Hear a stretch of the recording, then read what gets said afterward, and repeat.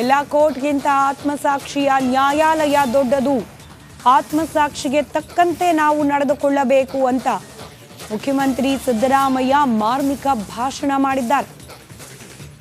ಆತ್ಮಸಾಕ್ಷಿ ನ್ಯಾಯಾಲಯ ಎಲ್ಲವನ್ನ ಮೀರಿದ್ದು ಅನ್ನೋದು ಮುಖ್ಯಮಂತ್ರಿಗಳ ಮಾತು. ಮೂಡಾ ಪ್ರಕರಣಕ್ಕೆ ಸಂಬಂಧಪಟ್ಟಂತೆ ಸಿದ್ದರಾಮಯ್ಯನವರ ವಿರುದ್ಧವಾಗಿ ತನಿಖೆ, ಕೋರ್ಟ್ನಲ್ಲಿ ಹಿನ್ನಡೆ ಇದೆಲ್ಲ ಆಗ್ತಾ ಇರೋ ಸಂದರ್ಭದಲ್ಲೇ ಸಿದ್ದರಾಮಯ್ಯನವರಿಂದ ಈ ರೀತಿಯ ಮಾತುಗಳು.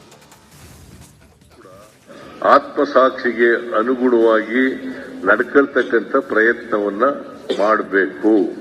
ಇವತ್ತು ಅನೇಕ ಜನರು ನ್ಯಾಯಾಲಯಗಳು ಕಾನೂನುಗಳನ್ನು ಬಿಟ್ಟು ಅವ್ರದೇ ಆದಂತ ರೀತಿಯಲ್ಲಿ ಕೆಲಸ ಮಾಡ್ತಾ ಇದ್ದಾರೆ. ಅದಕ್ಕೋಸ್ಕರ ನಾವು ಆತ್ಮಸಾಕ್ಷಿಗೆ ಅನುಗುಣವಾಗಿ ನಡ್ಕೊಳ್ತಕ್ಕಂಥ ಕೆಲಸ ಮಾಡಬೇಕಾಗ್ತದೆ. ಅದೇ ಗಾಂಧೀಜಿಯವರಿಗೆ ನಾವು ನಿಜವಾಗಿ ಸಲ್ಲಿಸ್ತಕ್ಕಂಥ ಗೌರವ. ನಾವೆಲ್ಲರೂ ಕೂಡ ಆತ್ಮಸಾಕ್ಷಿಗೆ ಅನುಗುಣವಾಗಿ ನಡ್ಕೊಳ್ತಕ್ಕಂಥ ಪ್ರಯತ್ನವನ್ನ ಮಾಡಬೇಕು. ಇವತ್ತು ಅನೇಕ ಜನರು ನ್ಯಾಯಾಲಯಗಳು ಕಾನೂನುಗಳನ್ನು ಬಿಟ್ಟು ಅವ್ರದೇ ಆದಂತ ರೀತಿಯಲ್ಲಿ ಕೆಲಸ ಮಾಡ್ತಾ ಇದ್ದಾರೆ. ಅದಕ್ಕೋಸ್ಕರ ನಾವು ಆತ್ಮಸಾಕ್ಷಿಗೆ ಅನುಗುಣವಾಗಿ. ಗಾಳಿ ಆಂಜನೇಯ ದೇಗುಲದಲ್ಲಿ ಅನಾಚಾರ ನಡೆದು ಹೋಗಿದೆಯಾ ಅನ್ನೋ ಆರೋಪ.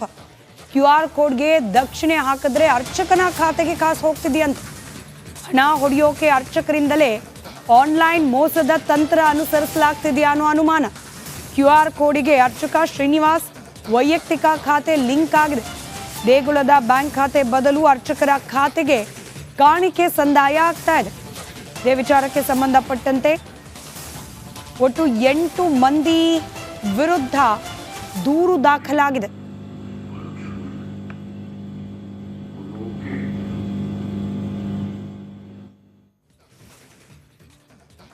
ವಿಡಿಯೋ ಕಳೆದ ಕೆಲ ದಿನಗಳ ಹಿಂದೆ ಭಾರೀ ವೈರಲ್ ಆಗಿತ್ತು ಸಾಮಾಜಿಕ ಜಾಲತಾಣಗಳಲ್ಲಿ. ಅರ್ಚಕರಿಂದಲೇ ದುಡ್ಡನ್ನು ಹೊಡೆಯುವ ಯತ್ನ ಮಾಡಲಾಗ್ತಾ ಇದೆ ಅನ್ನೋ ವಿಚಾರಕ್ಕೆ ಚರ್ಚೆಗಳು ಕೂಡ ಆಗಿತ್ತು. ಇದೀಗ QR ಕೋಡ್ನ ಮೂಲಕವೂ ಕೂಡ ಭಕ್ತರು ದೇವಸ್ಥಾನಕ್ಕೆ ಅಂತ ನೀಡುವ ಹಣವನ್ನು ಅರ್ಚಕರ ಜೇಬಿಗೆ ಇಳಿಸಿಕೊಳ್ಳಲಾಗ್ತಾ ಇದೆ ಅನ್ನೋ ಗಂಭೀರ ಆರೋಪ. ನಮಸ್ಕಾರ, ರಿಪಬ್ಲಿಕ್ ಕನ್ನಡ ನ್ಯೂಸ್ಗೆ ಸ್ವಾಗತ. ನಾನು ಶ್ರೀಪಾದ್ ಪಾಟೀಲ್, ನನ್ನ ಜೊತೆ ಇದ್ದಾರೆ ರಂಜಿತ್ ಶಿರಿಯಾರ್. ಈಗ ಟಾಪ್ 30 ಸುದ್ದಿಗಳನ್ನು ಗಮನಿಸಿ. ಬೆಂಗಳೂರಿನಲ್ಲಿ ಕಿತ್ತೂರು ಉತ್ಸವ ಜ್ಯೋತಿಗೆ ಸಿಎಂ ಸಿದ್ದರಾಮಯ್ಯ ಚಾಲನೆ ನೀಡುವಾಗ ಅವಘಡ ನಡೆದಿದೆ. ಜ್ಯೋತಿ ಬೆಳಗುವ ವೇಳೆ ಸಿಎಂ ಬಟ್ಟೆಗೆ ಆಕಸ್ಮಿಕವಾಗಿ ಸಣ್ಣ ಕಿಡಿ ತಾಕಿದೆ. ಇದನ್ನ ಗಮನಿಸಿದ ಭದ್ರತಾ ಸಿಬ್ಬಂದಿ ಕೂಡಲೇ ಕಿಡಿಯನ್ನ ಆರಿಸಿದ್ದಾರೆ.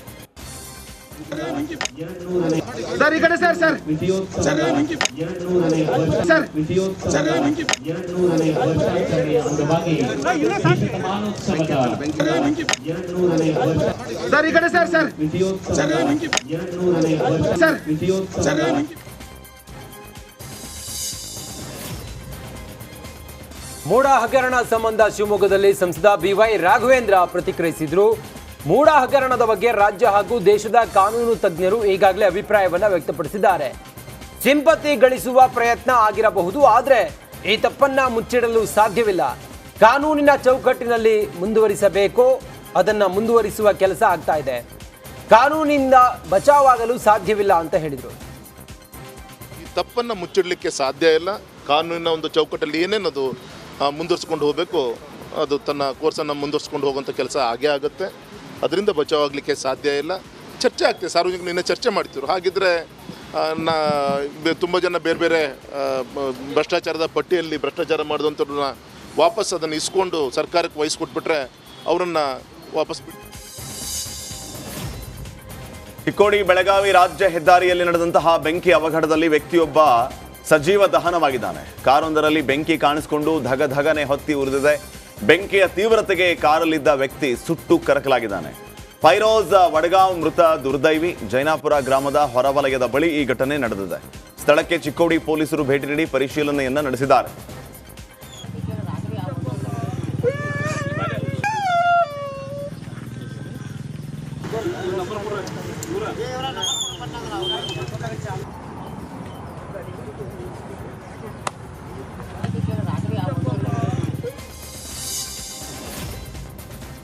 ಊಟಕ್ಕಾಗಿ ಹಾಸ್ಟೆಲ್ ವಿದ್ಯಾರ್ಥಿಗಳು ಪ್ರೊಟೆಸ್ಟ್ ನಡೆಸಿದ ಘಟನೆ ಯಾದಗಿರಿ ಜಿಲ್ಲೆಯ ಶಹಾಪುರ ನಗರದಲ್ಲಿರುವ ವಸತಿ ಶಾಲೆಯಲ್ಲಿ ನಡೆದಿದೆ.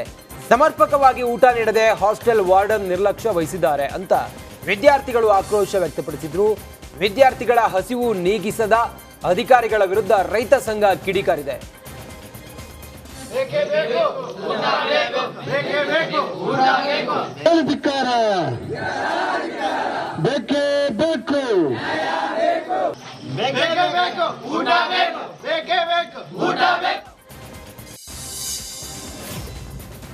ಕೊಪ್ಪಳ ಜಿಲ್ಲಾ ತಾಯಿ ಮತ್ತು ಮಕ್ಕಳ ಆಸ್ಪತ್ರೆ ಸಿಬ್ಬಂದಿ ಹೆಣ್ಣು ಮಗು ಅಂತ ಹೇಳಿ ಸತ್ತಿರೋ ಗಂಡು ಕೂಸನ್ನ ನೀಡಿರುವ ಆರೋಪ ಕೇಳಿಬಂದಿದೆ. ನಗರದ ಜಿಲ್ಲಾ ತಾಯಿ ಮತ್ತು ಮಕ್ಕಳ ಆಸ್ಪತ್ರೆಯಲ್ಲಿ ಈ ಘಟನೆ ಸಂಭವಿಸಿದೆ. ತನಗೆ ಆಗಿದ್ದು ಹೆಣ್ಮಗು, ಆದರೆ ಇವತ್ತು ಸತ್ತಿರುವಂತಹ ಗಂಡು ಮಗುವನ್ನ ತಂದು ಕೊಟ್ಟಿದ್ದಾರೆ ಅಂತ ತಾಯಿ ಗೌರಿ ಆರೋಪವನ್ನ ಮಾಡಿದ್ದಾರೆ. ಸೆಪ್ಟೆಂಬರ್ 23ನೇ ತಾರೀಕು ಗೌರಿ ಆಸ್ಪತ್ರೆಗೆ ದಾಖಲಾಗಿದ್ರು. ಸೆಪ್ಟೆಂಬರ್ 25ನೇ ತಾರೀಕು ಡೆಲಿವರಿ ಆಗಿತ್ತು. ಆದರೆ ಈ ರೀತಿ ಮೋಸ ಮಾಡಿದ್ದಾರೆ ಅನ್ನುವಂತಹ ಆಕ್ರೋಶ ಈಗ ಪೋಷಕರಿಂದ ವ್ಯಕ್ತವಾಗಿದೆ. ಇಲ್ಲ ಅಂದ್ರೆ ಏನ್ ತಿಳ್ಕೊಬೇಕು ಸರ್? ನನ್ನ ಹೌದು ಅಂತ ತಿಳ್ಕೊಳ್ಳ, ಅಲ್ಲ ಅಂತ ತಿಳ್ಕೊಳ್ಳ. ನಾನು ಹೋಗಿ 7 ದಿನದಲ್ಲಿ 1 ದಿನನಾದ್ರೂ ನನ್ನ ಮಗ ತೋರಿಸ್ಬೋದಿತ್ತಲ್ಲ ಸರ್. ನನಗೆ ಆ ತಾಯಿಗೆ 1 ನಿಮಿಷ ನಿಂತು ನೋಡೋ ಅವಶ್ಯಕ. ಗದಗ ಜಿಲ್ಲಾ ಕಾಂಗ್ರೆಸ್ ವತಿಯಿಂದ ಗಾಂಧಿ ನಡಿಗೆ ಕಾರ್ಯಕ್ರಮ ನಡೆಯಿತು. ಮಹಾತ್ಮ ಗಾಂಧಿ ಅಧ್ಯಕ್ಷತೆಯಲ್ಲಿ ನಡೆದ ಕಾಂಗ್ರೆಸ್ ಅಧಿವೇಶನಕ್ಕೆ ಶತಮಾನೋತ್ಸವ ಹಿನ್ನೆಲೆ ಪಾದಯಾತ್ರೆ ಹಮ್ಮಿಕೊಳ್ಳಲಾಗಿತ್ತು. ನಗರದ ಎಪಿಎಂಸಿ ಯಾರ್ಡ್ನ ರಾಮಕೃಷ್ಣ ಆಶ್ರಮದಲ್ಲಿ ಗಾಂಧಿ ವೃತ್ತದವರೆಗೆ ಪಾದಯಾತ್ರೆ ನಡೆಯಿತು. ಕಾಂಗ್ರೆಸ್ ಅಧ್ಯಕ್ಷ ಜಿಎಸ್ ಪಾಟೀಲ್ರ ನೇತೃತ್ವದಲ್ಲಿ ನಡಿಗೆ ನಡೆಯಿತು. ಪಾದಯಾತ್ರೆಯಲ್ಲಿ ಜಿಲ್ಲೆಯ ಪ್ರಮುಖ ಮುಖಂಡರು ಭಾಗಿಯಾಗಿದ್ದರು.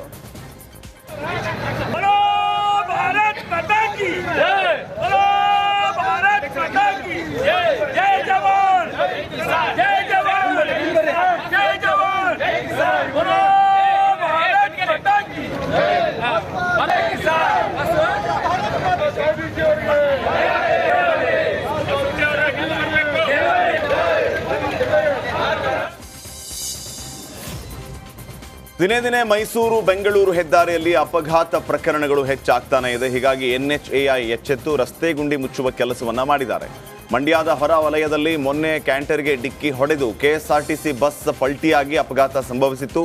ಅಪಘಾತದಲ್ಲಿ 40ಕ್ಕೂ ಹೆಚ್ಚು ಜನರಿಗೆ ಗಾಯಗಳಾಗಿತ್ತು.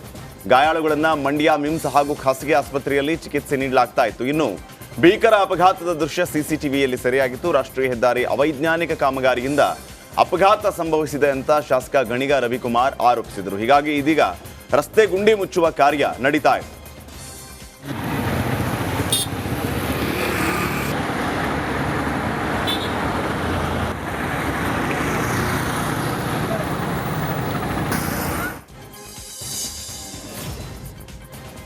ಗಾಂಧಿ ಜಯಂತಿ ಹಿನ್ನೆಲೆ ದಾವಣಗೆರೆಯ ಕುಂದವಾಡ ಕೆರೆಯಲ್ಲಿ ಸ್ವಚ್ಛತಾ ಕಾರ್ಯ ನಡೆಯಿತು.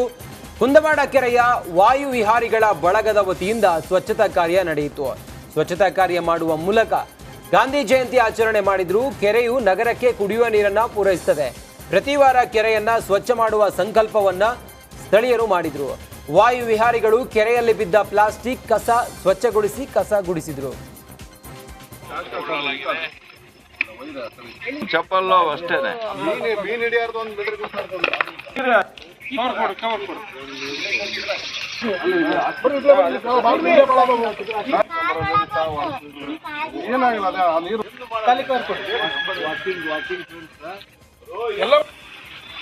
ಬರೇ ಪೈಪ್ ಎತ್ಕೊಳ್ಳಕ್ಕೆ. ಭಾರತ್ ಮಾತಾ ಕಿ ಜೈ.